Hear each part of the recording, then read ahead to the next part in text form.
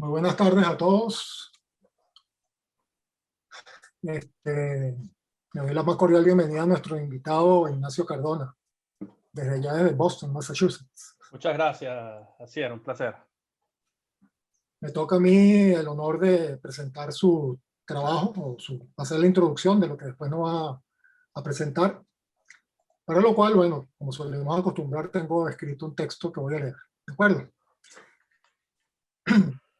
Lo que a continuación voy a leer es solo una selección de aspectos relevantes de la trayectoria de un joven arquitecto, investigador y profesor al que quiero manifestar mi aprecio y admiración por ser un activista incansable y por haber demostrado en todo momento ser una persona que no ha parado de crecer, asumiendo un compromiso tenaz con todas las cosas que asume y los asuntos en los que cree.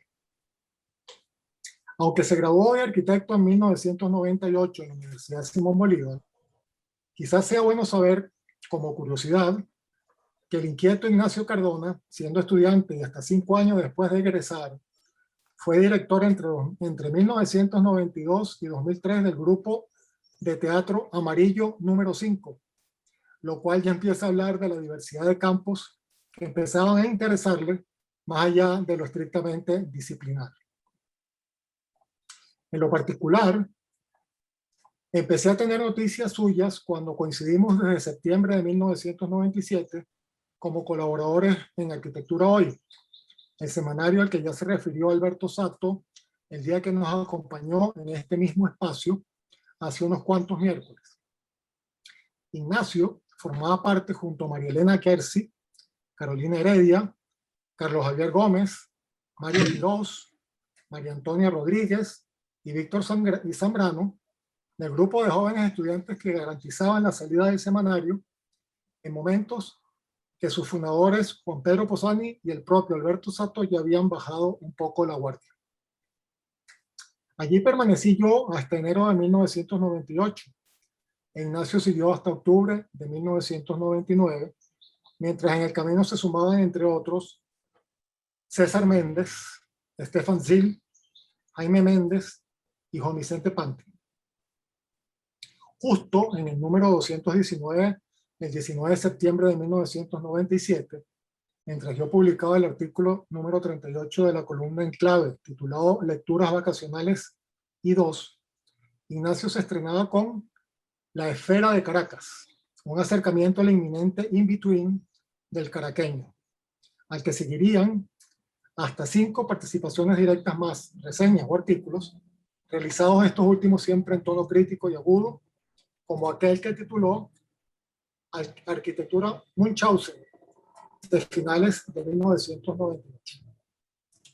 Ya graduado, Ignacio empezó a elaborar una senda académica en la que hasta hoy se registra el haber obtenido el título de magíster en diseño urbano de la Universidad Metropolitana en el 2003, a lo que se suma el de doctor PhD en diseño en Harvard Graduate School of Design, tras haber defendido exitosamente su tesis hace escasamente 2 semanas, cuyo título es el que lleva este conversatorio. Cabe, por tanto, felicitarlo por tan importante logro. Su currículum vitae revela además que ha dictado más de 25 conferencias en Venezuela, Estados Unidos y diversas partes del mundo, además de haber sido panelista y participante en eventos académicos y haber elaborado ponencias arbitradas en un número similar de eventos. También ha organizado cerca de 20 seminarios y workshops y ha firmado artículos tanto en reconocidas publicaciones de gran tiraje como en revistas indexadas. Adicionalmente, han aparecido hasta 50 publicaciones de sus trabajos y el mismo ha sido exhibido en unas 15 exposiciones. Ignacio ha sido reconocido con mención honorífica por su proyecto de tesis de maestría en la UNIMED del año 2003 y obtenido primer premio en el Concurso Nacional de Ideas para una propuesta de rescate y reutilización de la carretera panamericana y su entorno inmediato, diseño urbano vial, paisajístico, de gestión y servicios, promovido por la Gobernación del Estado Miranda en el 2009. El Concurso Nacional de Arquitectura y Diseño Urbano para la integración urbana del Centro Simón Díaz, Alcaldía Metropolitana de Caracas en el año 2010.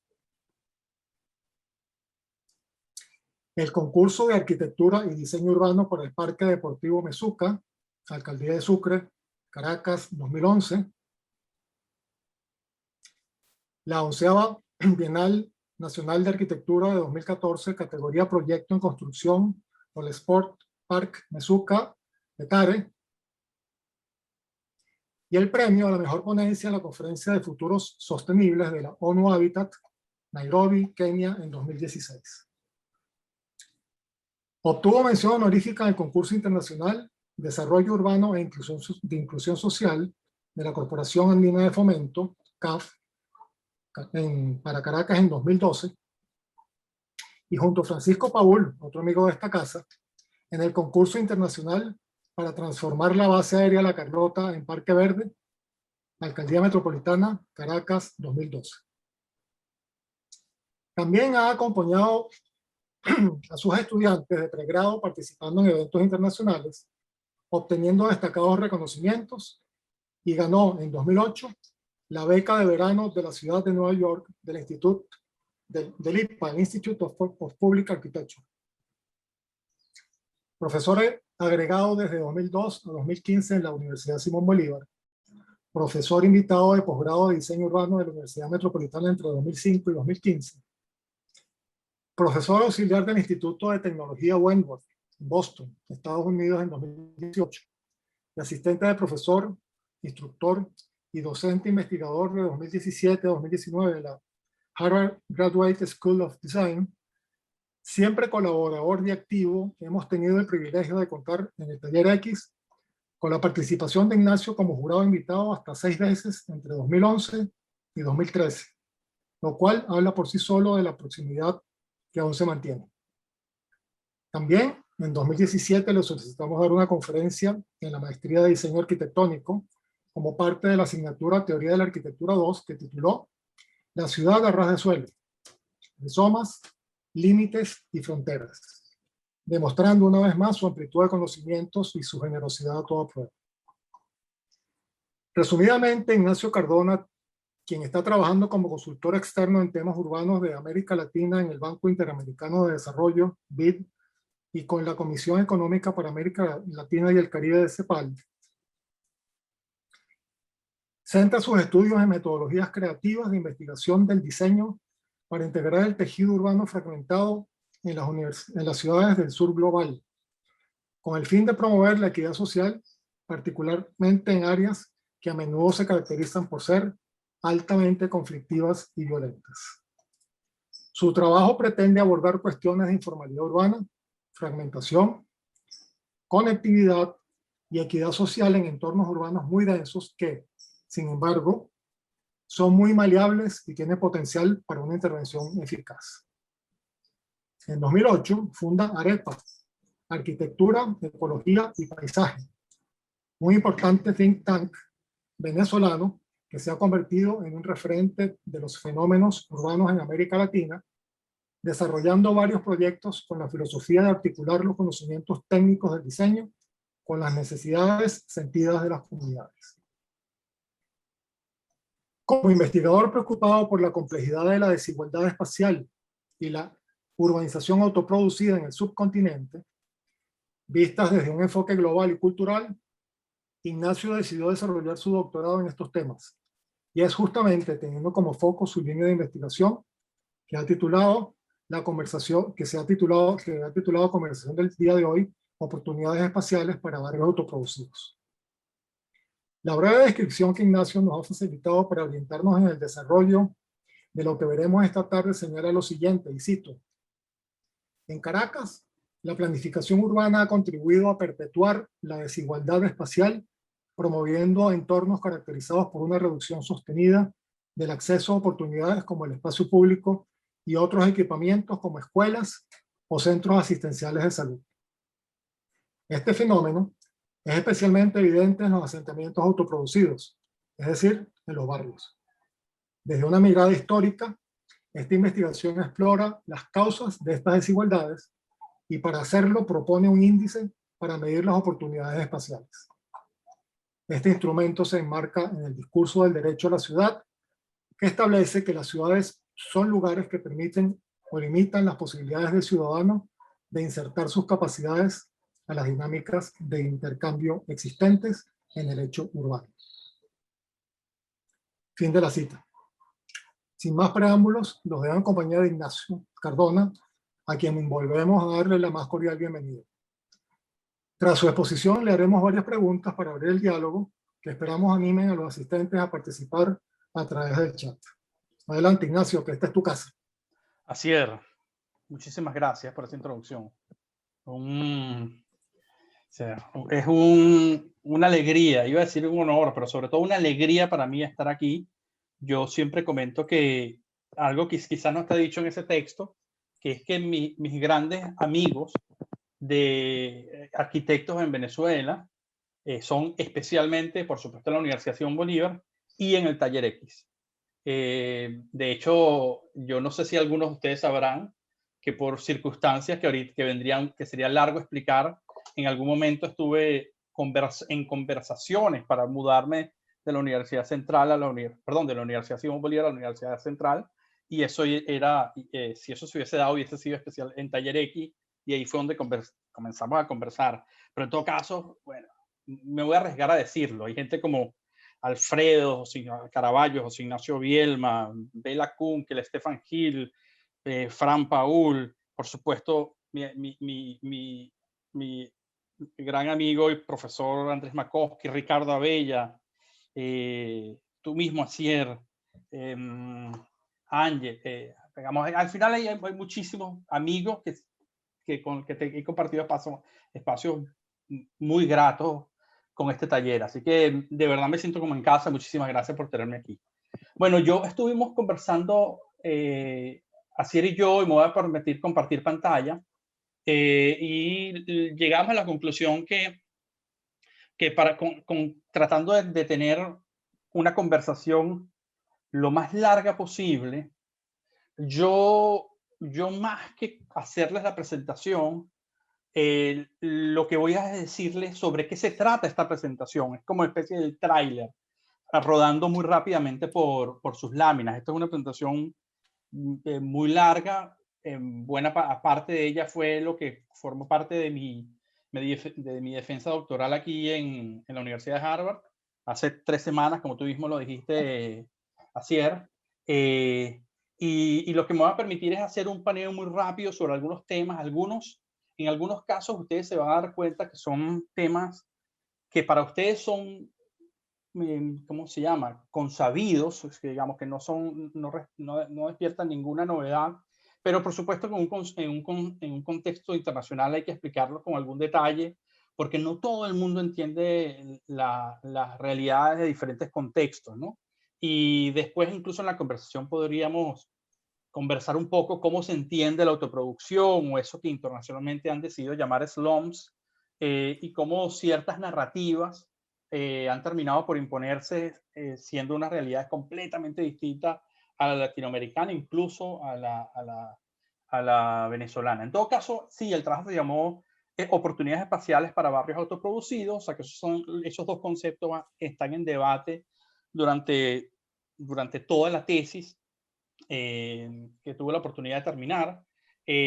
Las oportunidades espaciales es básicamente la proximidad o conectividad a esos recursos físicos espaciales que te ofrece la ciudad, qué tan próximo o conectado tú estás con una escuela, un espacio público, un centro de empleo, aquellas cosas que supuestamente te ofrece la ciudad para tú desarrollar al máximo tus capacidades. Y los barrios autoproducidos, después de mucho debate, es como yo decido denominar a lo que nosotros conocemos como los barrios en Venezuela, ¿no?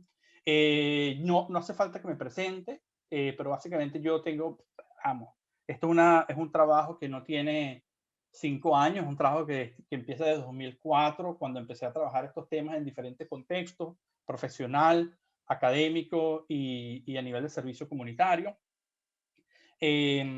Y básicamente la tesis se divide en 5 capítulos. Un primer capítulo que defino lo que es autoproducción, un segundo capítulo que es como una revisión literaria sobre cómo se ha entendido la autoproducción históricamente En el caso latinoamericano, desde 1948 hasta nuestros días, hay un tercer capítulo que, luego de leer el primero y el segundo, defino una herramienta que es las oportunidades espaciales y el índice de oportunidades espaciales para medir esa accesibilidad a esos recursos. Y finalmente el capítulo 4 y 5 es la aplicación de estas teorías al caso de Caracas. Pero en todo caso, los mayores, vamos a decir, los mayores descubrimientos aquí es que la autoproducción o el barrio, algunas de estas cosas parecieran obvias, pero es bueno como decirlas con claridad, que sorprendentemente no todo el mundo lo asume como tal. Primero, que la autoproducción es una forma de desarrollo y que es sumamente eficiente en el desarrollo de la vivienda, pero sumamente limitada en el acceso a los recursos en redes, a las infraestructuras en red que ofrece la ciudad. Y que el propio desarrollo de la urbanización autoproducida e incluso la forma con la planificación urbana lo ha asumido, ha terminado por perpetuar la desigualdad espacial. No es una cosa que ha ocurrido por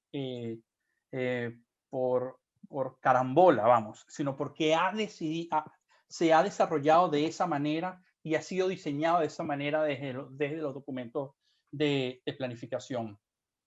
Y como consecuencia, muchas de las propuestas que ahora vemos en barrios tienen que ver con propuestas de pequeña escala, y en la historia muchas veces de viviendas focalizadas en pequeñas intervenciones, o eso ahora que llamamos urbanismo táctico, de espacios públicos dispersos, pero que no se construyen desde la posibilidad de armar una red de infraestructuras, ¿no? Todo eso se marca, como dijo bien Asier, en el marco de las oportunidades espaciales y del derecho a la ciudad, y es una herramienta que sobre todo la trabajé desde el punto de vista retrospectivo, o sea, tratando de leer cómo la historia de la planificación urbana en Latinoamérica, con el caso de estudio específico en Caracas, termina por perpetuar esas desigualdades. Entonces, bueno, lo primero que yo arranqué fue tratar de definir cuáles son las variables que definen internacionalmente esto que yo llamo autoproducción, pero que internacionalmente es más conocido por slums, y la contabilización surge de lo que las Naciones Unidas llama los 4 componentes del barrio, o los 4 componentes de la autoproducción, que son si una casa tiene durabilidad, si es dura, si es una casa sólida, si la casa tiene acceso a agua, tiene acceso a excretas sanitarias, y si tiene suficiente área para vivir, o sea, el tema de hacinamiento, ¿no? Y en base a eso, las Naciones Unidas determina que hay 1 billón de personas viviendo en estas condiciones, son casi 21% de personas en Latinoamérica, en esto que se ha decidido llamar el sur global, ¿no? Y yo, bueno, hago un énfasis particular en el caso de Caracas, donde, según el último censo, 46% de personas viven en barrios y ocupando el 25% del territorio, ¿no? En unas condiciones que ustedes, vamos, conocen bien, pero que en el contexto de una universidad como Harvard, por cierto, alguien tiene el micrófono encendido, si lo pueden apagar sería fantástico. Y me toca un poco explicar qué significa esta autoproducción. Yo para eso, yo tuve la suerte desde el año 2004 hasta 2014 tener una cantidad de levantamientos de información y poder levantar con amigos que viven específicamente en Petare y seguir en contacto con ellos. O sea que la data que ustedes están viendo allí es básicamente el proceso de construcción de una vivienda desde que es lo que nosotros conocemos como rancho, que es básicamente un barrio provisional, y cómo progresivamente, con la gente viviendo adentro, va generándose progresivamente con procesos autónomos de autonomía respecto al medio constructivo, pero también con procesos heterónimos, con acuerdos con diferentes agencias, instituciones públicas y privadas, se va consolidando hasta ser una casa completamente consolidada, sólida, como la conocemos hoy en día, ¿no? Esta básicamente es un dato que no solamente, no voy a entrar en detalle, pero no solamente registra esa construcción progresiva de la vivienda, sino además los procesos en donde su dueño, el mocho, trabajaba dentro o fuera de la vivienda en diferentes labores, y cómo además, a veces no sé si ustedes vieron que ocurría esta cuestión en amarillo, como hay una cultura constructiva que termina no solamente haciéndolo con sus propias manos, sino incluso contratando a otros para que desarrollen la vivienda, ¿no? Y esto, por cierto, me sirvió para desmontar un primer mito, que es el mito de la autoconstrucción o de la autoayuda que hablaba John Turner en los 70, y por eso que decido llamarlo autoproducción, porque hay diferentes tipos de acuerdos, incluso contratos formales con empresas constructoras para armar alguna de las partes de esta vivienda. Yo la autoproducción la termina definiendo como un proceso que ocurre cuando las comunidades construyen sus propias viviendas a partir de un proceso y un sistema de autoorganización que le permitan, sobre todo, resolver sus necesidades en un primer término, y que tiene una cultura constructiva particular, y que esa cultura constructiva incluye varios procesos de acuerdo, no solamente la autoconstrucción, tiene unos sistemas constructivos que nacen de la apropiación, el aprendizaje, la apropiación y la reinvención de los sistemas constructivos que se dan en el entorno, y que termina generando una cualificación del medio urbano construido que termina siendo muy efectiva en la construcción de la vivienda, pero muy limitada en la construcción de las posibilidades de acceso. Yo en este caso lo que hice fue, con el mocho, empezar a agarrar los materiales, herramientas, el trabajo y el dinero que él utilizó para construir su casa, y clasificándolo él en 5 categorías que van de lo formal a lo ilegal, según un autor que se llama Edgar Fesch. Y básicamente él habla de que no solamente tú puedes hablar de formal e informal, sino hay varias categorías que van desde allí, desde la formal e informal, incluyendo lo ilegal o cosas que son on recorder o no reportadas o no registradas. Y nosotros íbamos agarrando cada uno de las facturas de la construcción de la casa y decidiendo qué parte de esa factura era formal y qué parte es informal. Para poner un ejemplo, a veces él informalmente pedía prestado un martillo para poder construir parte de su casa, pero a veces tenía que ir a una ferretería a comprar un vidrio para ponerlo en su ventana. O sea que al final, compilando todo esto, es una metodología que está explicada allí en uno de los apéndices de la tesis. Esta casa en particular, yo llegué a la conclusión que es 11% formal, 11% del dinero que se gastó, de los recursos, 37% no reportada y 12% informal. Por supuesto, aquí lo que estamos hablando es de que al final esta es una vivienda que no es ni formal ni informal, sino está siempre en un lugar intermedio entre esas categorías. Y lo mismo ocurre con otras categorías, no es deliberada ni es espontánea, no es no controlada ni controlada, es un proceso de urbanización que está a mitad de camino entre esas categorías, y que además es una mitad del camino que va variando con el tiempo y va variando lugar dentro del barrio. O sea que no podemos hablar de informalidad, no podemos hablar de marginalidad, no podemos hablar de áreas no reguladas, tampoco de áreas espontáneas, pero tampoco de áreas deliberadas ni formales, ¿no? Sino siempre una mitad de camino entre esos procesos. Y la otra cosa que hicimos fue agarrar los censos de Caracas desde 1942 hasta el 2012 y tratar de categorizar las 4 componentes de los barrios de la autoproducción que definen las Naciones Unidas. Y vemos que sí, efectivamente, vamos a tomar alguno, por ejemplo, hacia el suministro de agua, había un aumento de áreas de viviendas con deficiencia de agua, llegando hasta 75.000 viviendas sin agua, pero que eso fue mejorando y se fueron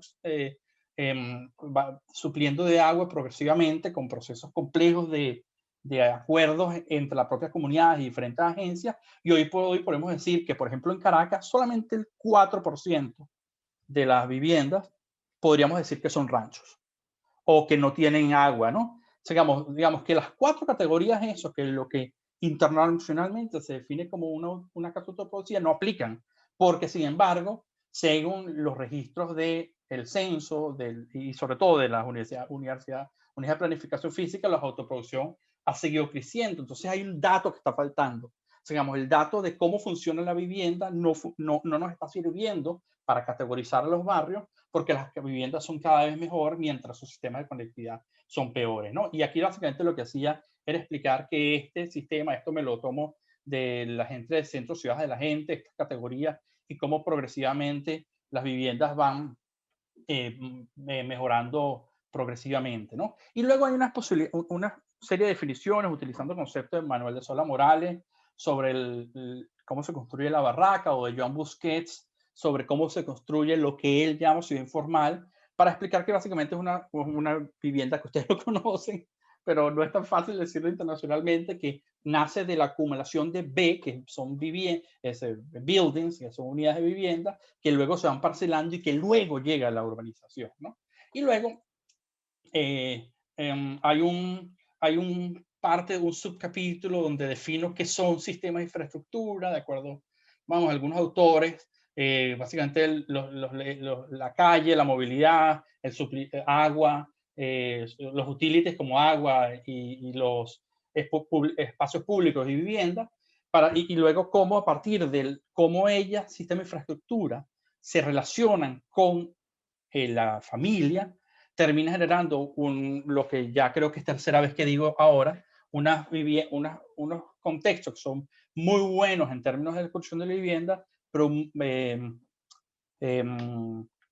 vamos a decir precarios en términos de la dotación de servicios y conectividades, ¿no? Y hace una comparación, esta es una misma foto de alrededor de 1960 de Petare, y cómo eso ocurre hoy y cómo eso se ha ido densificando, dejando poco espacio para la vivienda. Perdón, para otras cosas que no son la vivienda, al contrario. El segundo capítulo básicamente reviso 4 líneas ideológicas de cómo se ha afrontado la autoproducción, la modernista, la estructuralista, la teoría de la dependencia revolucionaria, la teoría de la dependencia reformista. No quiero aburrirlos con este tema teórico, pero básicamente de ella se extrae lo que yo llamo 2 mitos que están repetidos independientemente del discurso ideológico. O sea, desde vamos a llamarlo, desde la derecha hasta la extrema izquierda, por ponerles un nombre, esos 2 mitos se han ido repitiendo allí y han contribuido a perpetuar la desigualdad, ha contribuido a enfocarse en las unidades por encima de los sistemas. Ellos son el mito del hombre marginal. O sea, yo explico que la marginalidad existe, pero existe desde los sistemas y desde las ecologías, no desde las personas. O sea, se puede decir que una persona está marginada, pero no es marginal. Y está el mito de la ciudad informal, que es un mito que ahorita sigue muy presente. Toda la literatura hoy en día que habla de los barrios autoproducidos habla de la ciudad informal, de los asentamientos informales. Y un poco explico con varios detalles por qué la informalidad existe como proceso económico, pero que ella ocurre fluidamente en diferentes territorios, con lo cual tú no podrías decir que un proceso económico tiene un lugar, sino que fluye transversalmente entre diferentes lugares, con lo cual es un mito decir que la ciudad es informal, como antes explicaba, ¿no?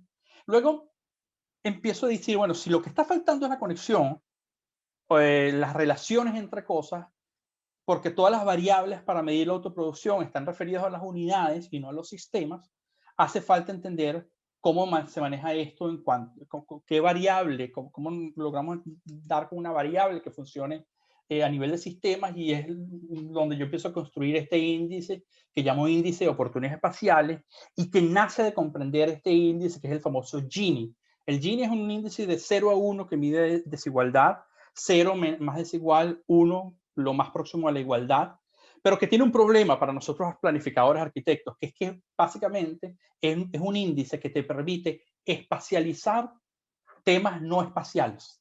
O sea, él básicamente espacializa temas como ingreso. O sea, son temas no espaciales que son llevados al espacio, y tú puedes hacer mapas como este que está en la pantalla, ¿no? Y entonces ahí arranco diciendo que esa idea de que no hay un recurso para poder medir las desigualdades espaciales, básicamente como yo repito el concepto, básicamente como cada individuo que está en la ciudad, o cada vivienda, o cada familia, tiene una relación de conectividades y proximidades con un sistema de oportunidades y recursos espaciales que está en la ciudad, ¿no? Eso ha terminado por generar que la mayoría de las intervenciones en espacios público, estos ejemplos son ejemplos venezolanos, pero es algo que es repetido en toda Latinoamérica, se refieren a intervenciones puntuales, pero que no hay recursos para entender cómo ellas se vinculan al sistema de oportunidades que ofrece la ciudad. Y yo aquí también, por cierto, en el texto hablo un poco de que este tipo de recursos de intervenciones son importantes desde el punto de vista de reforzar la identidad o la compenetración de las comunidades, y que habría que abrir, yo dejo abierto una posibilidad de una investigación donde cuál es el límite o el umbral entre empoderamiento y demagogia, ¿no? Entre que tú empoderas a la gente porque le das un recurso, pero al mismo tiempo le haces creer que eso lo integra, pero no lo integra realmente. Y a partir de allí empiezo a hacer una parte del trabajo un poquito más experimental, que es que yo agarro 10 veces, estos básicamente son dos proyectos que se dieron, como ustedes sabrán, en el año 2012, uno hecho por el gobierno central, que son los espacios de paz, y uno hecho por el gobierno local, que fueron los espacios Sucre. De esos hubo 10 que se ubicaron en Petare, y básicamente yo empezaba a hacer un ejercicio en el caso de Petare Norte, que dependiendo donde tú colocaras esos 10 recursos, podías lograr servir o atender a más personas, digamos, y estos son diferentes ejercicios y cómo básicamente la opción donde se terminaron ubicando, que es una decisión que nadie planificó, sino que se colocó allí porque fue el primer lugar donde el gobierno nacional local pudo colocarlo, es el lugar que menos atiende o que sirve a menos personas, y a lo mejor con los mismos recursos tuviera podido servir a muchas más personas, con lo cual obviamente aquí lo que ocurre es que no es solamente qué, sino dónde. Y no solo dónde, sino cómo, ¿no? Y ahí empiezo como a articular estas variables para definir, tratando de pensar cuáles son las variables que definen las oportunidades espaciales. Ya lo he repetido varias veces, por supuesto, la proximidad y la conectividad. Aquí imagínense básicamente que tú tienes una persona en este círculo que quiere conectarse con estos recursos, y por supuesto, si la persona está muy próxima a esos recursos, si yo estoy muy próximo a un equipamiento comunitario, a un centro de salud, una escuela, yo tengo más posibilidades, más oportunidades de acceder a él. Pero al mismo tiempo ocurre el tema de la conectividad, que son dos variables un poco distintas. Y por supuesto, yo puedo tener un sitio que está muy cerca de mí, pero yo no estoy muy conectado porque hay una autopista que me separa, pero hay otro que está muy lejos de mí. Y eso nosotros lo entendemos bien, porque nosotros vivimos ese tipo de desigualdades en el territorio. Y hay una tercera variable que es el peso del destino. Porque por supuesto no es lo mismo que yo tenga cerca una escuela de 3.000 personas a que tenga cerca una escuela de 30 personas, que puede recibir 30 personas. Las oportunidades que mis hijos tienen para poder acceder a ese lugar van a ser más grandes si la escuela tiene mayor peso, vamos, ¿no? Y combinando esta variable, básicamente empecé a estudiar como ciertos casos donde tú entendías el mismo equipamiento y todas las posibilidades reales que llegara a partir de qué tan próximo y qué tan conectado estaba, y cómo dependiendo de las dimensiones del peso, esas variables variaban. Terminé llegando a esta formulita, que es una fórmula que yo sé que somos arquitectos y no va a decir, la pregunta es qué cosa es esa, qué vaina es esa, pero es una fórmula escrita en 1859, créeme que no es tan complicada, es básicamente la sumatoria de todos los destinos que yo puedo llegar desde mi casa, en donde básicamente este dato que está aquí es el peso, y solamente imagínense que yo tengo un sitio muy grande, ¿no? O sea, el sitio tiene 10.000 personas. Eso quiere decir que si tiene 10.000 personas, la accesibilidad va a ser muy alta. Dividido entre la distancia, que es la combinación de la proximidad y la conectividad, generan una distancia. Si la distancia es muy grande, entonces el número va a bajar, porque tengo la distancia muy baja. Pero si la distancia es muy cortica, este número va a ser más alto. Entonces, básicamente, esa formulita define un índice de accesibilidad donde cada persona puede tener diferentes accesos, índices de acceso a ese lugar, ¿no? A través de una red existente, ¿no? Entonces, a ver, a mí, sin embargo, ahí una de las cosas que comento es que la accesibilidad no me resultaba suficiente porque nosotros no estamos solo en el medio. Nosotros, a lo mejor yo tengo mucha accesibilidad a un lugar, pero tengo a un teatro que tiene 100 puestos, pero resulta que hay 200 personas más cerca que yo. Entonces, no me sirve yo tener ese nivel de accesibilidad. Entonces yo empecé a llamar, a combinar las accesibilidades de diferentes lugares de un mismo sistema para generar un índice que yo llamo el índice de oportunidades espaciales, que es básicamente un índice entre 0 y 1. Cuando es 0 lo pinto de rojo, cuando es 1 lo pinto de azul, y cuando el número se acerca, parecido al Gini, pero con espacio, cuando el índice está cercano a 1, yo tengo más posibilidades, más oportunidades de acceder a ese lugar, y cuando está cercano tengo menos. Entonces, bueno, para poner un ejemplo aquí, yo hago el ejercicio de este señor. Este señor, su índice es 0,28 a estos recursos, porque si ven todo el largo camino que él tiene que recorrer, si yo le coloco un recurso aquí, este señor, su índice sube de 0,28 a 0,40.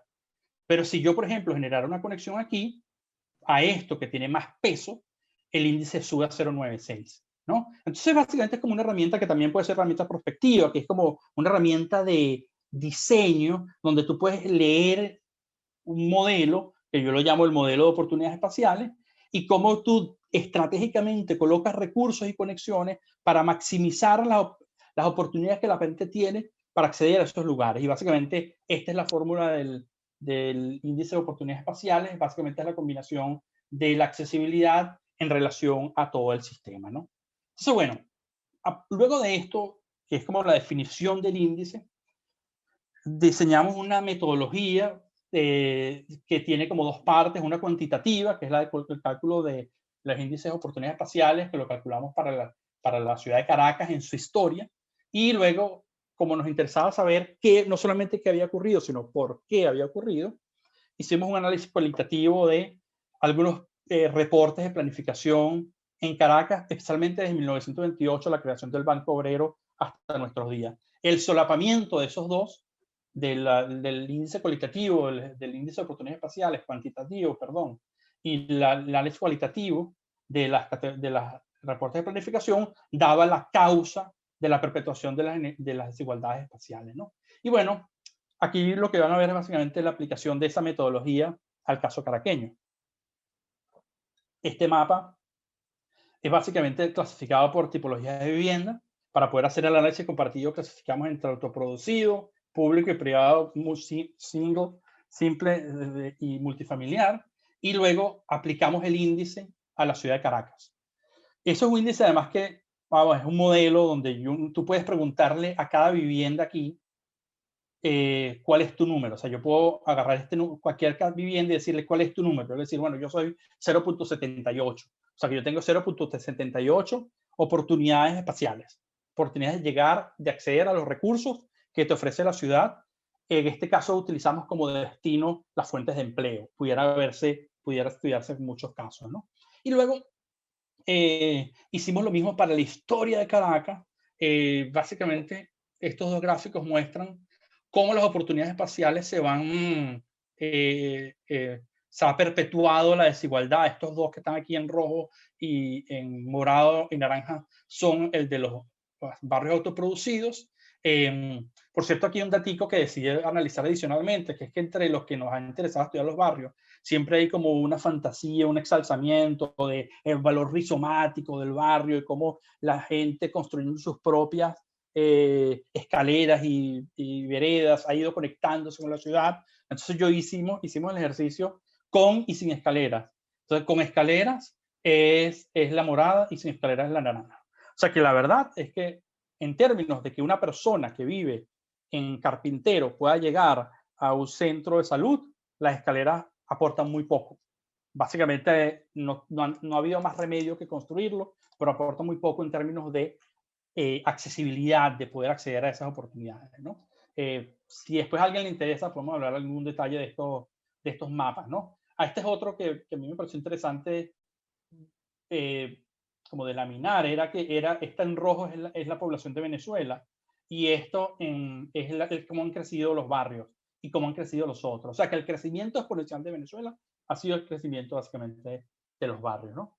Y luego, como nos interesaba un poco el análisis histórico, no voy a explicar el tema de la dependencia al petróleo porque ustedes lo conocen, pero básicamente empezamos y clasificamos, hicimos este análisis para 12 mapas desde 1578 hasta 2012.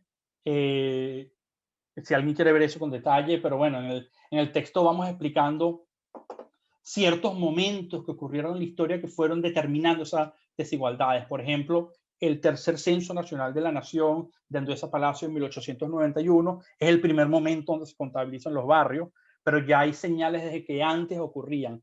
Pero al mismo tiempo coincide con la aparición de la Hacienda del Paraíso en 1891, que fue el primer abandono formal del centro. Hasta el censo anterior, el censo de 1873, el primero y el segundo censo hecho por Guzmán Blanco, básicamente los barrios se contabilizaban por locación.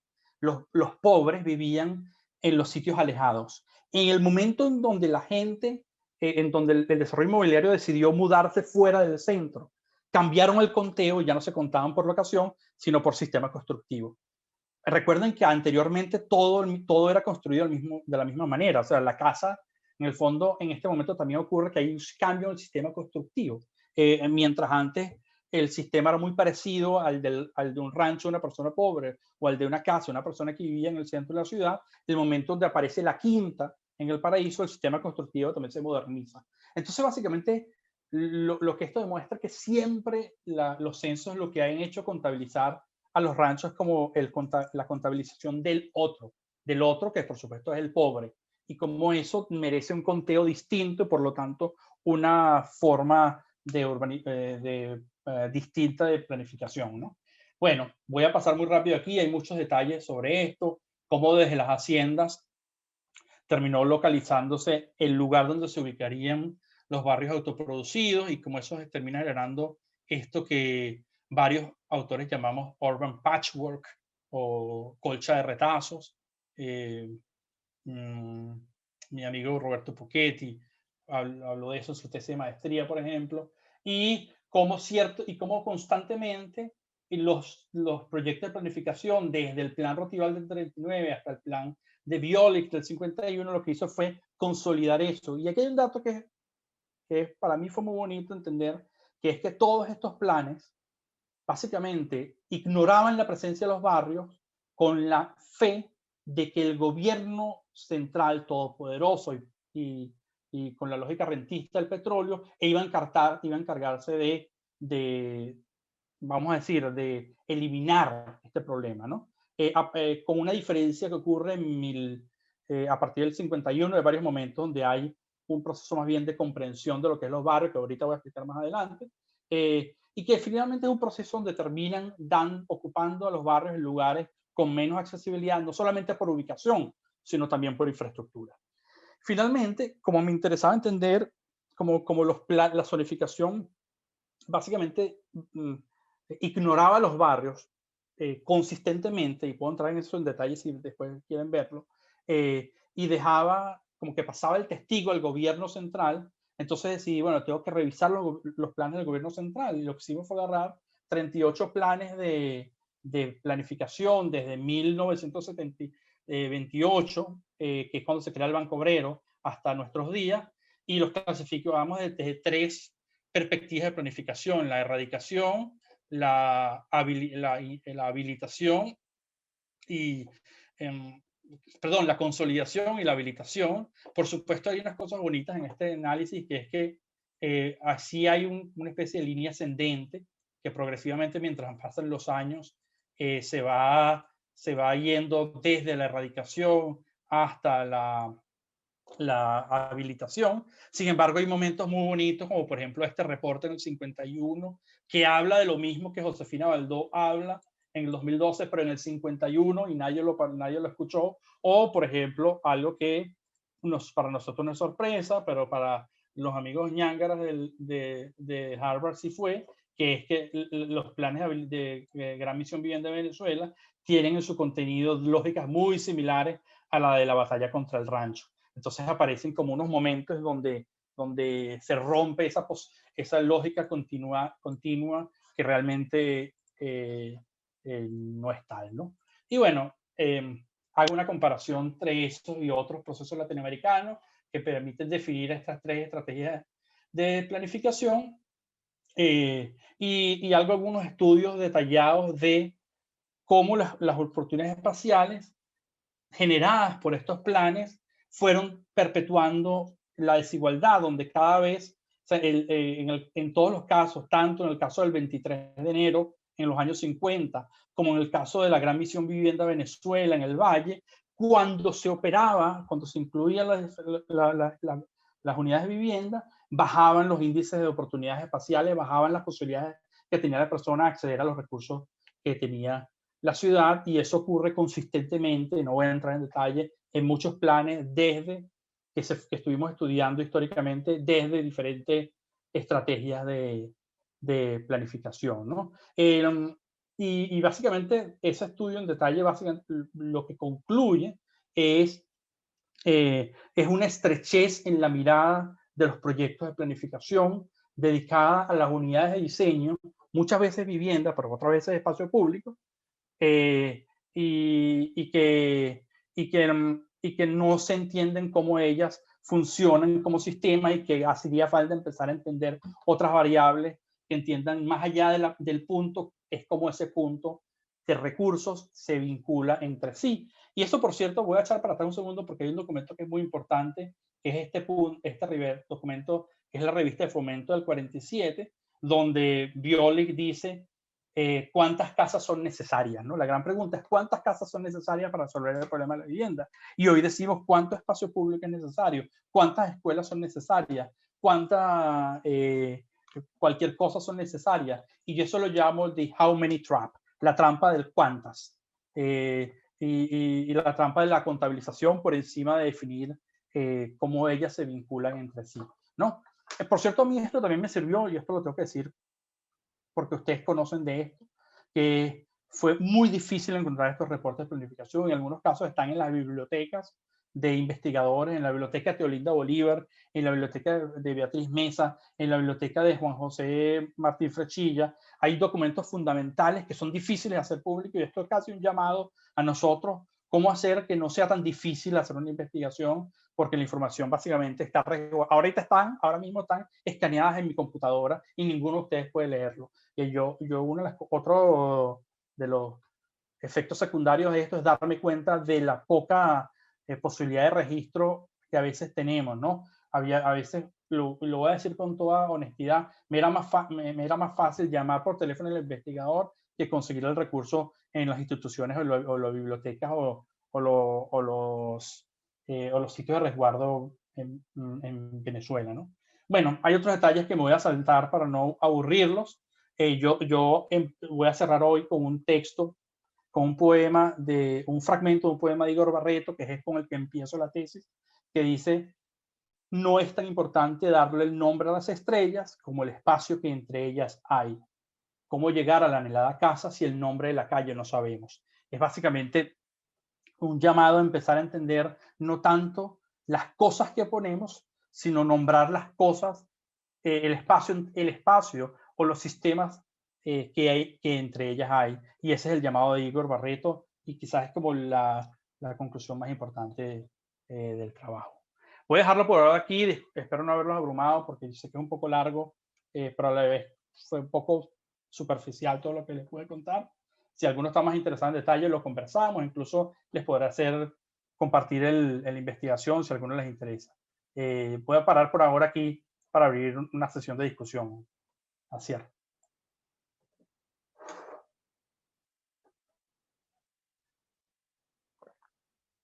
Asier, estás muteado.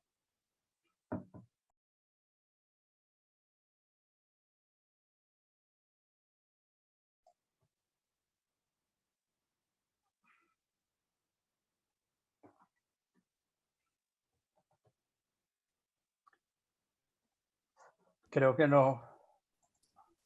Ahora sí, ¿no? Ahora sí. Sí. Sí. Decía que te iba a hacer una primera pregunta para arrancar con... ¿Sí? ¿Se me oye? Sí, perfecto.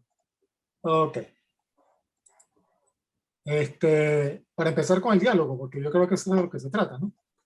Y es una pregunta como muy, muy personal, si se quiere, pero que a lo mejor te da la oportunidad de abrirte un poco más en algunos aspectos, ¿no? Y es de dónde y cuándo surgen las preocupaciones que giran en torno a tu área de trabajo de investigación. ¿Cuándo te picó ese mosquito? Ya, perfecto, sí. Eso es una pregunta como, sí, obviamente como muy, muy personal. Yo tuve la oportunidad de subir a Petare en el año, cuando estaba estudiando en bachillerato, en cuarto año, ¿no? Por un tema, y tengo que decir un tema religioso. O sea, yo pertenecía a al colegio Claret, había una comunidad claretiana. Esa comunidad tenía un espíritu misionero. El padre Antonio María Claret tiene un espíritu muy, muy misionero. Y entonces, claro, yo empecé a ir a trabajar con algunos amigos ahí en Petare. Y es muy particular porque yo me terminé alejando de la religión, me terminé por otras cuestiones que no vienen al caso. Pero me quedaron muchas amistades de ese trabajo, ¿no? Entonces mi relación de amistad con mucha gente de Petare hace que desde esa época, estoy hablando del año 97, imagínate, yo voy con frecuencia al, al, al barrio, y entonces una de las cosas que es muy fácil darse cuenta es que una persona, cuando tú le empiezas a frecuentar, que una persona que vive allí no es muy distinta en el fondo a una persona que vive en otros lugares, sino que tiene muchas dificultades, ¿no? Eh, y, y bueno, eso me hizo tratar de ver hasta qué punto mi ejercicio profesional se enfocaba a discutir esas desigualdades, que son, al fondo son desigualdades físicas, ¿no? Y por cierto que trataba de defenderlas de lo físico. Yo estudié en una universidad en donde siempre se cree la discusión sobre las desigualdades se queda en el ámbito económico o macroeconómico. Yo creo que desde lo físico hay muchas cosas que discutir o que aportar allí. De acuerdo. Hay otra pregunta que tiene que ver con que si existe la posibilidad de aplicar el concepto de autoproducción a otros contextos. El de autoproducción. Sí. Bueno, si supieras que en este trabajo tuve muchas oportunidades de conversar con Raúl Merotra, por ejemplo, que es un profesor del GSD que trabaja en India, y con él tuve la oportunidad de viajar, de conocer Dharavi, Mumbai, gracias a él, no con él, pero bueno. Y coincidíamos que la autoproducción puede ser un concepto que defina un territorio que vaya más allá de Caracas, sin duda Latinoamérica. Pero a pesar de las diferencias entre Dharavi y Petare, por ejemplo, son muy diferentes. Por ejemplo, Dharavi es un sistema que está conectado económicamente con el sistema de intercambio capitalista global. Digamos, lo que se produce en Dharavi se vende en Suecia. Eso no ocurre con Petare. O sea, hay diferencias radicales, pero los dos tienen fenómenos de autoproducción, que es esta generación de procesos y productos sin planificación previa para resolver una necesidad muy puntual y llegar a acuerdos para esa necesidad. Entonces, nosotros discutíamos, Dharavi y Petare son muy distintas, no podemos decir que los dos son iguales, son autoproducidas. Bueno, pero las ciudades industriales son distintas en el mundo entero, igual son ciudades industriales. Entonces, sí, yo creo que es un concepto que yo no me atrevería a decir que es universalizable, pero con seguridad no es propio de una ciudad como Caracas, ni siquiera propio de una región como Latinoamérica. Pero sí. Por cierto, y yo me atrevo a decir, voy a hacer una trampa, ¿no? Que es que no solamente a nivel de ciudades, yo tuve la oportunidad, tuve la suerte, voy a compartir pantalla de nuevo brevemente, voy a cambiar esta presentación. Esto fue un ejercicio que hicimos con la universidad con el GSD y la Universidad de Tokio, que ellos me permitieron explorar la autoproducción como una forma de diseño. Entonces, básicamente, aquí en vez de que las unidades fuesen viviendas, las unidades son estas piezas de acrílico cortadas con cortadora láser que generamos, y básicamente a partir de allí permitíamos que con pocos lineamientos se empezaran a armar cosas sin planificación para generar un pabellón, un pabellón de acrílico. Entonces yo incluso decía, fue un experimento que hicimos como para ver si la autoproducción como forma de desarrollo podía ser aplicable incluso a otras escalas, tuve la suerte que el ingeniero Jun Sato de la Universidad de Tokio nos acompañó en ese experimento, pero sí, yo sí creo que en el fondo es una forma de desarrollo, con sus particularidades, con sus ventajas y desventajas, como la que tiene otras formas de desarrollo. Aquí en el chat, Enrique Larrañaga quiere preguntarte, después de saludarte, ¿cómo quedaría Oripoto si se le aplican estos índices? Sí, oye, bueno. Después dice, emocionante trabajo. Abre más preguntas que respuestas y eso es muy bueno.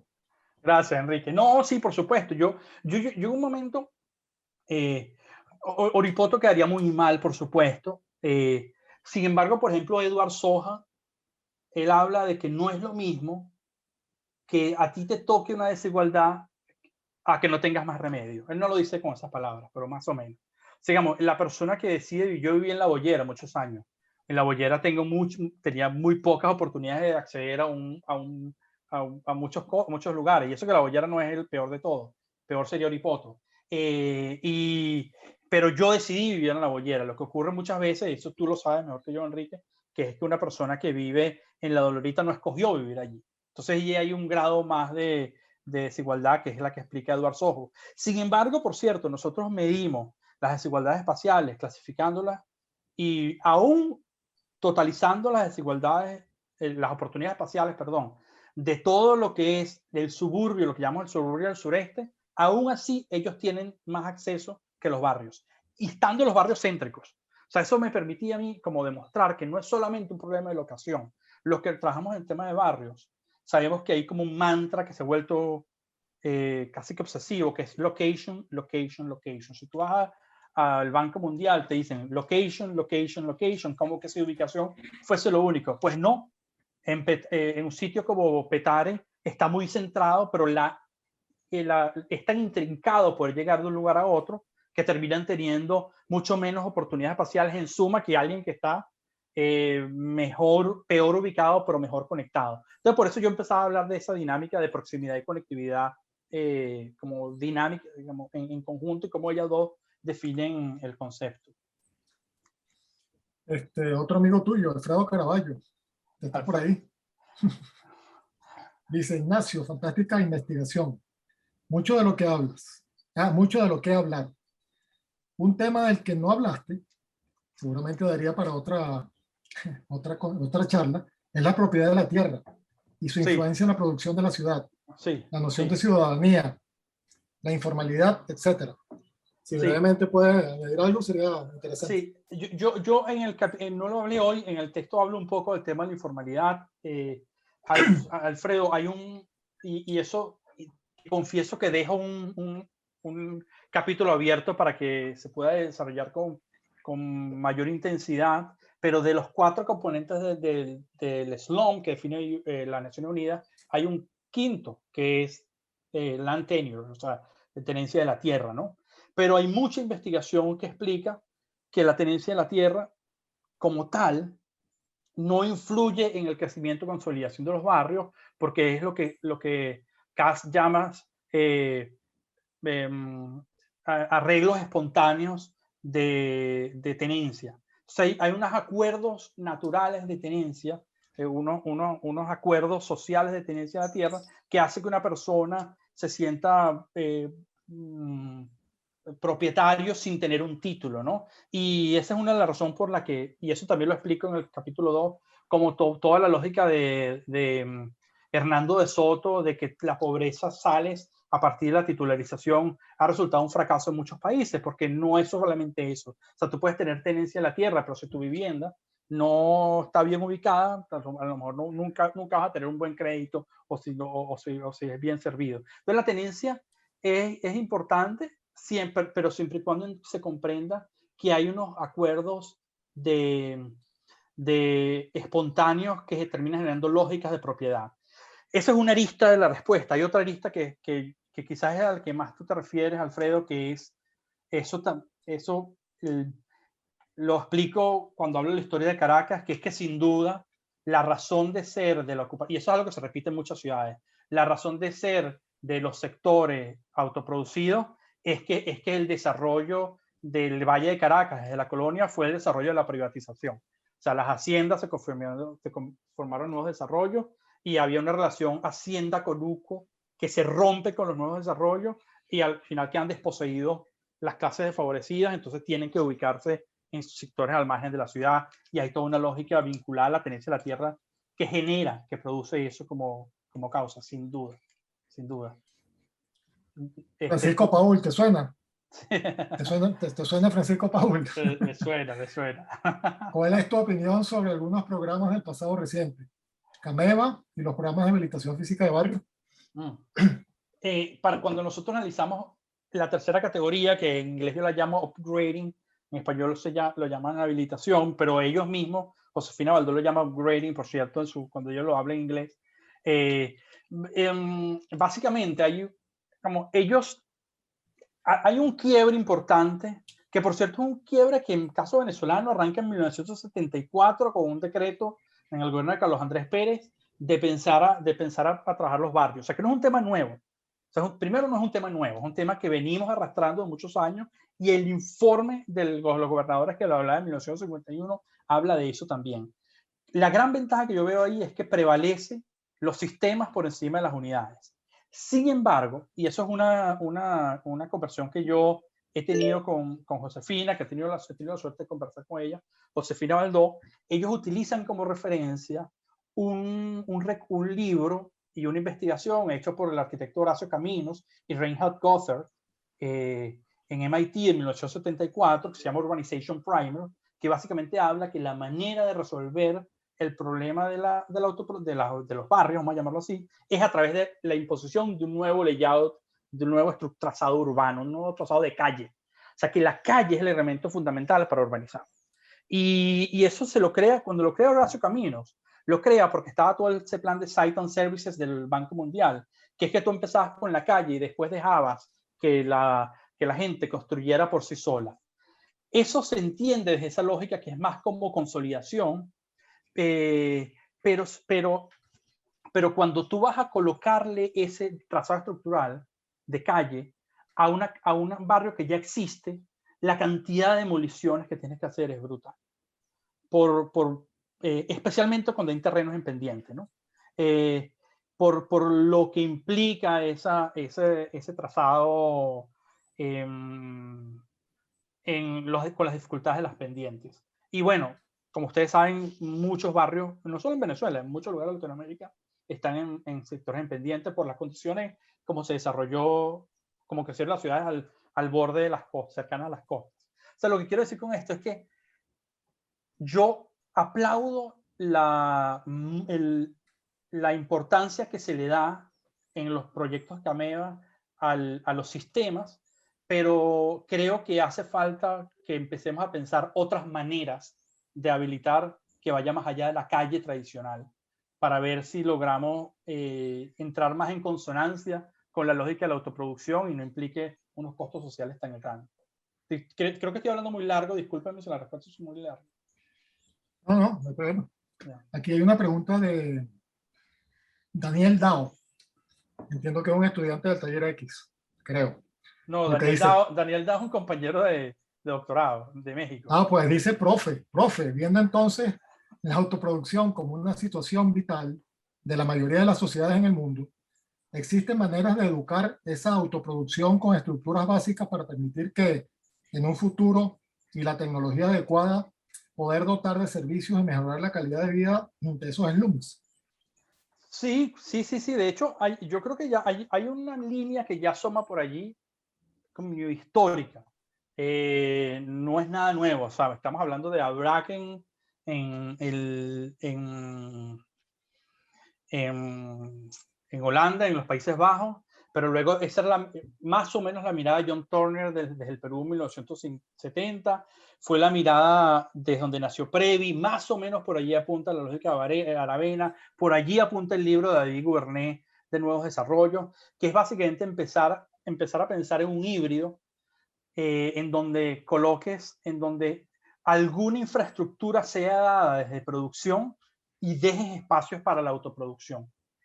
Y yo creo que ese puede ser el camino, ¿no? Pero si entiendes ese como una posibilidad para dotación, para para dotación de barrios autoproducidos, tú empiezas a entender que el problema no es la vivienda, para nada, ni el problema son las unidades de espacio público, ni dotar, que es lo que yo mismo he trabajado muchos años cuando he trabajado de barrio. El problema es empezar a entender dónde y cómo se colocan eso para crear un sistema que esté articulado y dejar a lo demás como con su propia lógica autoproducida. Y yo creo en eso, como un posible camino. Por cierto, de los 38 planes que estuve revisando, al menos en el caso de Caracas, ninguno mezclaba opciones. O sea, no sé si se acuerdan que yo hablaba de que en un momento coincidían, en los años 60, habían planes de erradicación, planes de consolidación y planes de redesarrollo, de habilitación. Pero ningún plan mezclaba los tres. O sea, o tú erradicabas o tú consolidabas lo que había, o tú hacías una habilitación con una lógica nueva impuesta. Y yo creo que quizá una buena posibilidad, Daniel, es una lógica que mezcle esa, ¿no? Donde tú entiendas que en los barrios autoproducidos hay zonas que hay que erradicar. Hay zonas que tienes que dejar para su consolidación y hay lógicas de habilitación que tienes que colocar. La mezcla de eso, que, bueno, al menos en el caso, perdón, incluso poco ha ocurrido en el campo de la práctica. Medio se asomó en Medellín, medio se asomó en el proyecto de Favela Barrio de Río de Janeiro, no ha ocurrido en Venezuela. Esa mezcla de diferentes estrategias de planificación. Iván González Rizo te pregunta, en tu opinión, ¿en qué periodo histórico de Caracas se ha promovido más el tema de las oportunidades de conectividad y relación espacial en la ciudad? ¿O se ha obviado sistemáticamente? ¿Hay algún hito destacable desde tu punto de vista? Sí. Yo creo que se ha olvidado sistemáticamente. Pero también diría que cuando ha ocurrido desde la lógica de lo que ya yo llamo upgrading, que es habilitación, y que ocurre transversalmente en la historia. Hay varios hitos, pero la mayoría de ellos que no terminaron cuajando en su totalidad. Está el reporte de 1951, y lo he repetido varias veces, de varios autores que promueven en pleno 51, con la lógica del CIAN en pleno apogeo, con el superbloque y la erradicación y la gran vivienda de producción masiva que promocionó Villanueva con el taller del Banco Obrero. Estaba eso en boga y un reporte de un grupo de profesionales que dijeron, señores, estas señores hay que integrarlas, ¿no? Luego está el decreto del 74 de Carlos Andrés Pérez, un decreto que generó los planes, los inventarios nacionales de barrio. Y luego hay unos hitos muy puntuales que podrían mencionar. Las viviendas en pendientes del 72 del Banco Obrero, a nivel social, el programa Prueba que dirigió Teolinda Bolívar en el programa de equipamiento de barrio. Hay un programa de consolidación de barrios hacia los 90, hacia los 80 y algo, disculpe que ahorita se me va ese número, y está el plan Cameva como tal, que fue contratado en el 84 y que tuvo un apogeo muy fuerte durante la revolución, desde el año 2000, pero que el Chávez decidió paralizar, y varios de los que están aquí trabajaron en esos concursos, y él decidió paralizar en 2007 para volver a la erradicación, ¿no? Entonces ha habido como hitos puntuales, pero un poco desarticulados desde el 51 hasta el 2007. Enrique Larrañaga te pregunta, ¿no nos hemos metido todos en alguna forma de autoproducción, modificando las casas o apartamentos, o cogiéndonos retiros o el balcón o lo que sea? Sí. ¿No será que COVID impone la autoproducción como sistema? Yo sí creo. La respuesta creo que sí. Yo sí creo. Tiene la respuesta incorporada prácticamente. Sí, no, yo sí creo, por supuesto. Lo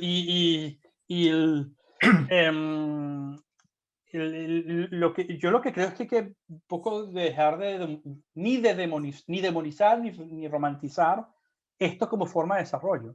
Es una forma de desarrollo que tiene su problema y tiene las oportunidades que a mí me genera. Pero sí, sin duda. Es que una de las cosas que yo trataba, Enrique, es tratar de definirlo como proceso y no como lugar.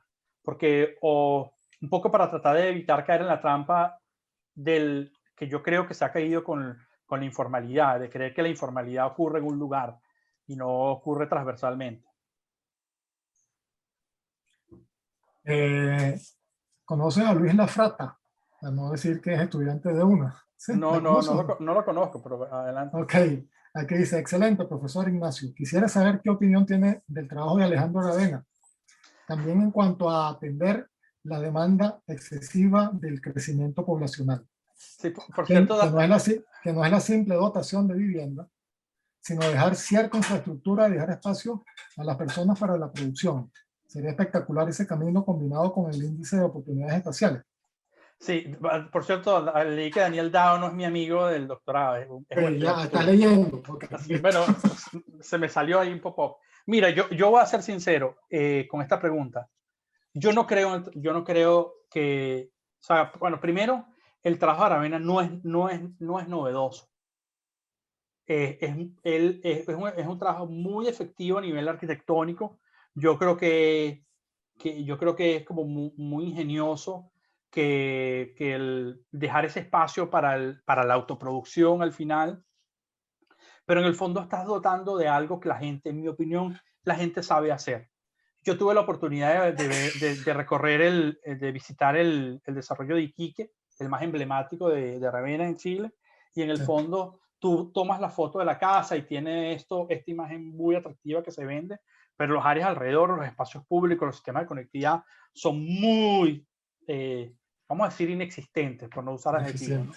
Sí, sí, eficiente. Entonces, y eso es algo que lo promocionó John Turner en los 70 con el Self-Help, con recursos del 69 en adelante del Banco Mundial, con mucha fuerza. Fue un proyecto que se desarrolló como muy interesante en Previ, con el proyecto Previ en el Perú. Y cuando tú ves allí, es difícil identificar qué es autoproducido y qué es hecho por el Estado. Ese proyecto del Previ fue ¿en qué año? En el año 69. Y la verdad es que sí, ayudas a la gente a construir su vivienda, pero en el fondo, un poco el argumento, yo creo que casi que ya es un argumento como ideológico, es tú, la gente es capaz de construir su vivienda, pero no es capaz de construir las redes de infraestructura. O sea, hay una responsabilidad del colectivo, vamos a decir, de la sociedad, no sé si llamarlo Estado, que no es capaz de hacerse desde la familia, desde ese acuerdo autoproducido, autoorganizado de la familia. Y eso termina, entonces, digamos, yo estaría más proclive a que los recursos y las energías se invirtieran en aquello que la comunidad no es capaz de hacer. Bueno, por cierto, además, cuando tú ves los índices de la cantidad de viviendas que se han construido desde la autoproducción y las que ha sido capaz de construir el Estado, los números son abrumadores. Son como 3 veces la cantidad de viviendas que ha construido la autoproducción que lo que ha construido el Estado. Eso en el fondo no hay manera de solucionarlo por esa vía. Le leo otra pregunta de Enrique. Perdón, o de atenderlo más que solucionarlo, disculpa. Ajá. ¿Cómo opera la relación entre accesibilidad física y accesibilidad emocional? Él se explica, Enrique. La comunidad de la Dolorita, por ejemplo, tiene componentes de sociabilidad que, y habrá una pregunta, ¿será romanticismo? Superan los muros de Oripoto. Y que me perdonen los que viven en Oripoto. No me estoy enseñando, sino tomando un lugar muy identificable como ejemplo. No, sí, claro que te estás ensañando con Oripoto, Enrique.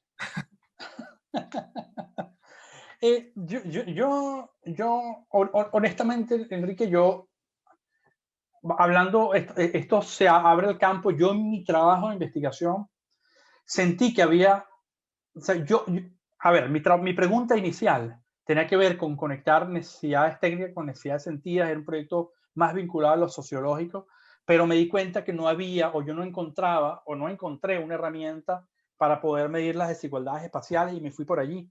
Pero tú sabes que yo he trabajado mucho también con ese otro campo. Quizás ahí una de las cosas y esto abre un campo para investigación, es que yo creo que una persona que vive en La Dolorita, al final no es muy distinta a una que vive en Oripoto.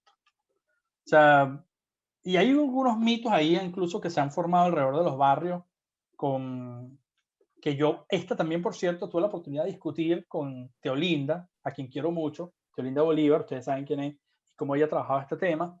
Y yo le decía, bueno, eso no lo digo yo, lo dice George Steiner, dice que el ser humano no tiene raíces, tiene piernas. O sea, que el ser humano se mueve.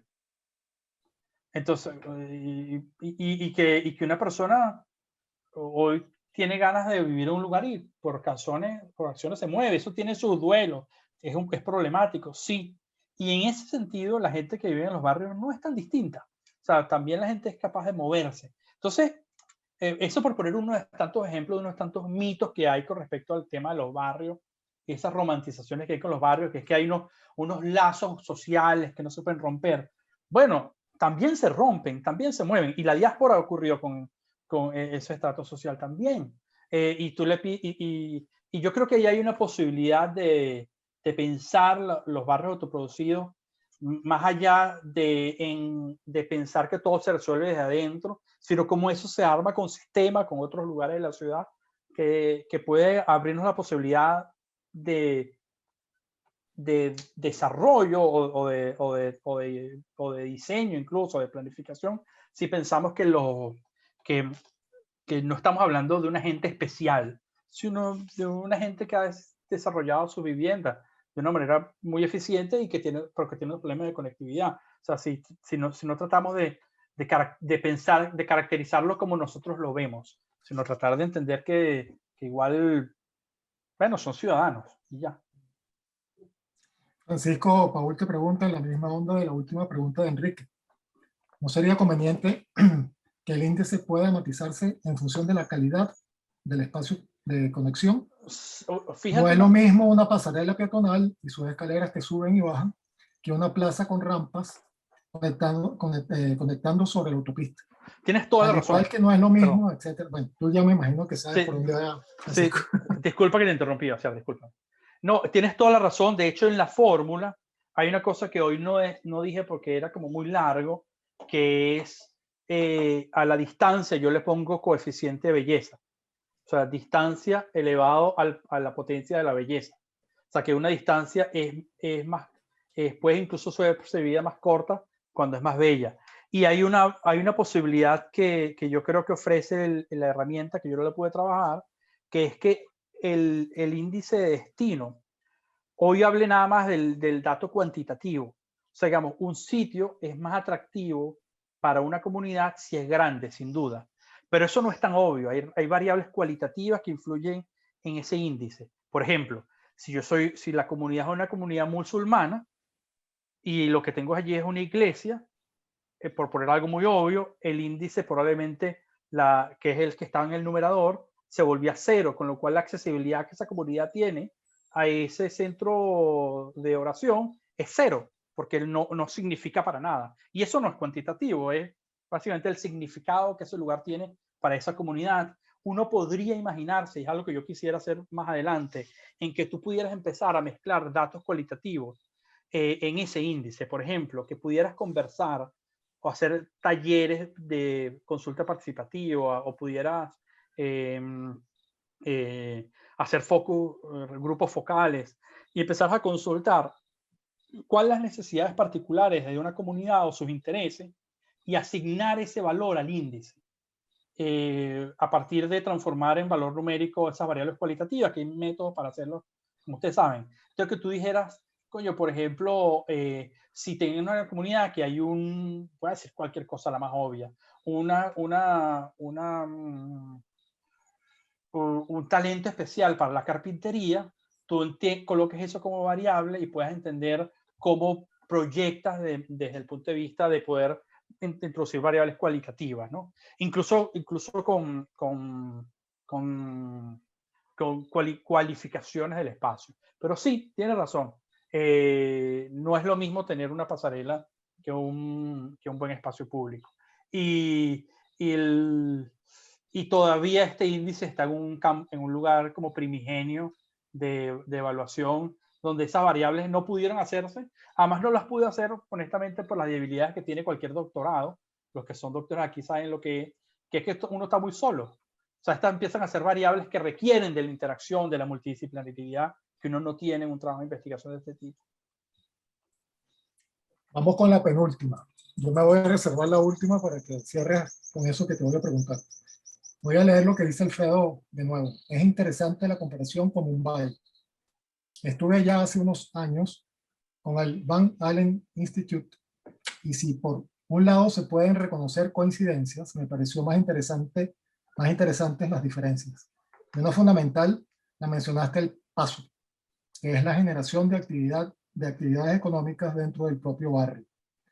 Mientras que en Mumbai está dentro del slum, pareciera que en el caso de Caracas hay una relación de mayor dependencia entre la ciudad formal, donde está mayoritariamente el empleo, y la ciudad informal, que es básicamente una enorme ciudad dormitorio. ¿Crees que esto es así? Es así. No, no, es así. No, además es bastante impresionante. Los que hemos ido a Dharavi, es algo que está muy vivo. O sea, digamos, tú,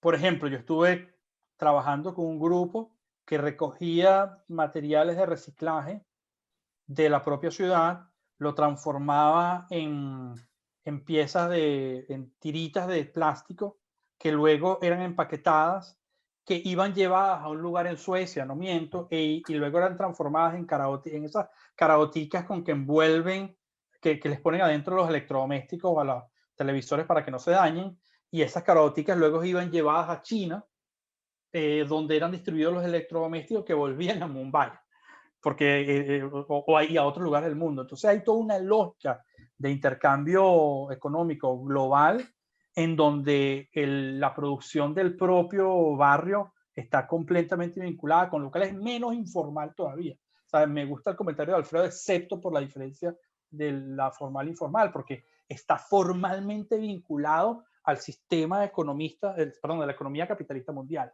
Eso no ocurre en Petare. Yo creo que es una de sus grandes debilidades. Es un gran sector dormitorio. Incluso hay algunos equipamientos adentro, sí los hay, algunas cosas, hay algunas bodegas, pero es lo que Roberto Hausmann llama one byte job source, que es básicamente una o dos personas que trabajan allí. La gran mayoría de las personas que viven en un sitio como Petare y como los barrios latinoamericanos en general tienen que trasladarse grandes distancias a trabajar fuera de ellas porque son grandes ciudades de dormitorio. Y yo sí creo que tú, no sé si lo dijiste con toda intención, hay una razón de ser allí que tiene que ver con una lógica de dependencia entre ciudades, entre los países periféricos y los países centralizados, y toda esa lógica de la teoría de dependencia que explica Fernando Enrique Cardoso, de cómo terminamos siendo unas ciudades demasiado terciarizadas. O sea, en el fondo el gran problema, y eso por cierto lo dice mucho Alberto Sánchez, el gran tema allí es como las ciudades latinoamericanas, sobre todo, son ciudades terciarias, donde se producen servicios. No hay producción de manufacturera de ningún tipo, con lo cual, ¿qué es lo que termina incorporando a un barrio como Dharavi al sistema capitalista? Sí, totalmente. Vamos a estirar un poco la liguita, Ignacio, si no te importa. Dale, Hay yo un puedo.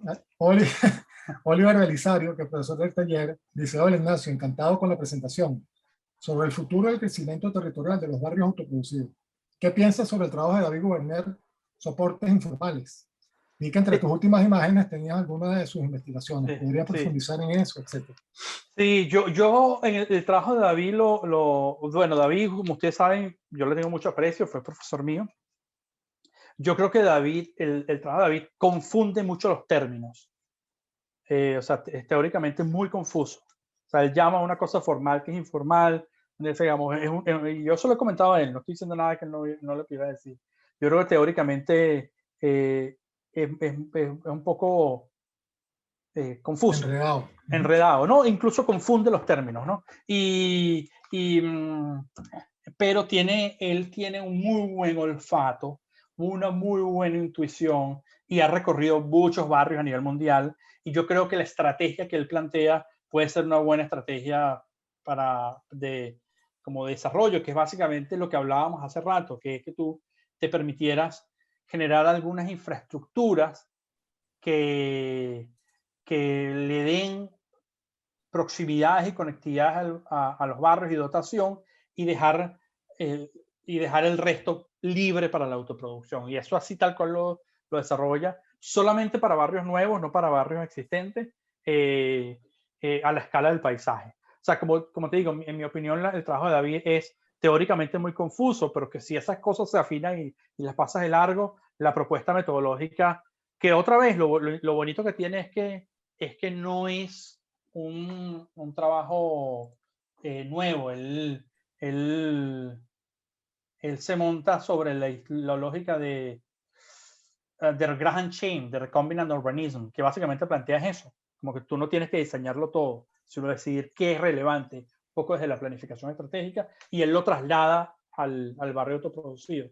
Y yo creo que eso en ese sentido es inteligente, que no es que pretenda descubrir el agua tibia, sino que montarse en algo que existe para desarrollarlo un poco con más solidez y aplicado en un contexto distinto.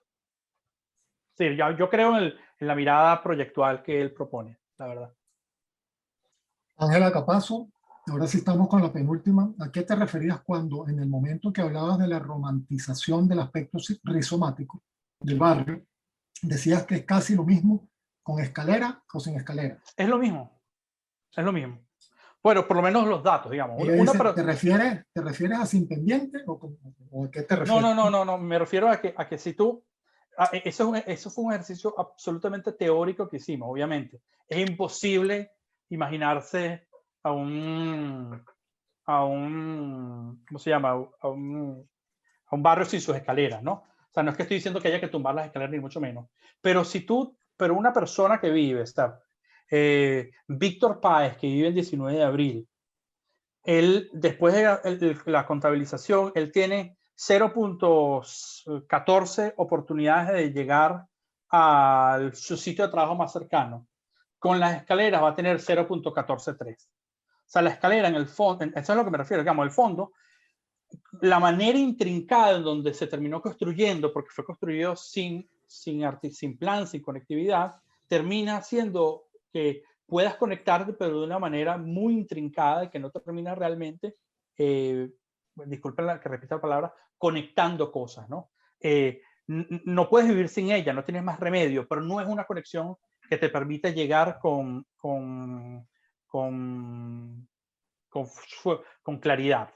Y yo pensaba lo contrario, digamos, yo en un momento, o sea, yo sé que hay todo un discurso como romántico que dice, no, la gente con sus propias manos lo logró.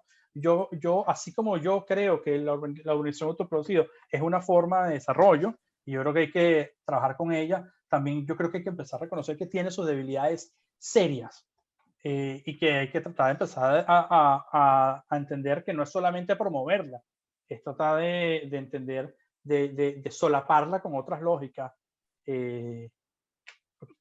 con otras formas de producción de la ciudad. Sí, no sé si me expliqué, hablé un poco enredado, disculpe. Yo lo entendí, por lo menos. Mira, a mí me quedó resonando en el oído eso que en un momento dijiste, que te referiste a los ñángaras de Harvard. Okay. ¿Cuál ha sido tu experiencia de estudiar allí con temas que se consideran relevantes en Latinoamérica? ¿Tuviste que pelear con mucho ñángara? ¿Cómo fue la cosa? Mucho. ¿Ah, sí? Sí, aquí vamos a asumir, por cierto, si me permiten, vamos a asumir que este es un momento en donde se acabó la charla, entonces vamos a tomar un café Sí, vale. y ya estamos relajados. Estamos cerrando, claro. No, una de las cosas que me ocurrió, yo cuando empecé a estar en la universidad, yo primero tengo que decir que mi nivel de inglés era muy malo. Yo no sé cómo me aceptaron. Y el principio fue muy difícil, ¿no? Porque los que vivimos en mundos aún sabemos lo complicado que puede ser eso. Alfredo lo debe decir. Porque además el tema del lenguaje, no solamente el lenguaje, sino todo un tema cultural asociado al lenguaje que uno no siempre percibe, no solamente traducir. Pero adicionalmente, la gran sorpresa que yo me llevé es que para mí era natural, quizás una debilidad por donde vengo, que coño, el chavismo era malo. Punto. Y me encontré con que tuve que pelear eso y al principio no tenía los recursos, la lectura, el lenguaje para poder defenderme. Y bueno, sí, honestamente hay mucho hay mucho en esos contextos de entender las debilidades del capitalismo, que mira que las tiene, pero que de automáticamente comprender que la lógica entonces es irse al otro lado de la acera. Luego, la verdad es que me ayudó, digamos, terminé llegando a acuerdos, vamos. O sea, digamos, yo incluso hasta tenía maneras de probar cómo esos dos extremos terminan generándole muchas debilidades, ¿no? Y la otra debilidad, o el otro problema que tuve, por cierto, es que me costó que me aceptaran Caracas como caso de estudio. Porque, bueno, hay como un tema formal de que tú puedas tener acceso a los datos y las noticias que llegan es que uno no puede ni viajar y que la cosa es un colapso, ¿no? Y bueno, coño, el argumento mío era, yo tengo unas redes ahí humanas, cosa que es cierta, por cierto, yo lo dije antes cuando hablábamos, la debilidad de recopilación de información que tenemos es impresionante, y ustedes como investigadores lo saben. Digamos, hay documentos ahora que yo tengo en mi computadora y que el día de mañana alguien lo va a querer tener y me va a tener que llamar a mí. Y así como yo tuve que llamar a su casa a JJ Martín Frechilla, porque hay unas cosas que tenía él acceso, o Beatriz Mesa, y etcétera. Y eso, cuando uno lo contrasta con lo que uno vive aquí, que es impresionante, eso sí tengo que decirlo, o sea, yo necesitaba lo que hay disponibilidad aquí, yo necesitaba la memoria de Eleazar López Contreras, el reporte, la memoria de Eleazar López Contreras después del plan de febrero, cuando dio el discurso ante Miraflores por radio. Y eso se escribió y se generaron 300 ejemplares en un pasquín así. Y yo lo buscaba y me lo mandaban a mi escritorio. O sea, y estaba en una página web, en un base de datos, lo tienen y te lo mandan. Pero hay muchas cosas que no las tienen. Cuando las tienen, todos los censos los tenían, todos los programas de inventario de barrios, muchas cosas los tienen, pero hay cosas que no. Y yo sabía que existían. ¿Y por qué dije esto? Cuando logré convencer de que yo podía conseguir datos por esas redes, me aceptaron el caso de Caracas como estudio. Fue difícil al comienzo. Sí, sí. Bien, Ignacio. La verdad es que ha sido estupenda la tarde. Nos has llenado de dudas, nos has llenado de mucho conocimiento e información. Y bueno, nos ha demostrado, por supuesto, que estás aprobado, eres doctor. Yo quiero agradecer, yo quiero agradecer a las personas que escribieron en el chat, porque es una herramienta que hay que aprender a utilizar y nos obliga a concretar, porque a veces si damos rienda suelta al hablar, siempre nos dispersamos un poco y se desordena un poco el asunto. Esa es mi impresión. Y agradezco que haya sido así. Creo que ha habido una intervención, una participación muy interesante por allí. Mira, no te tengo más que volver otra vez a agradecer, felicitarte, y bueno, creo que con palabras van las de todos los que estamos aquí, de los cuales, bueno, ya te habrás ido dando cuenta de quiénes son, ¿no?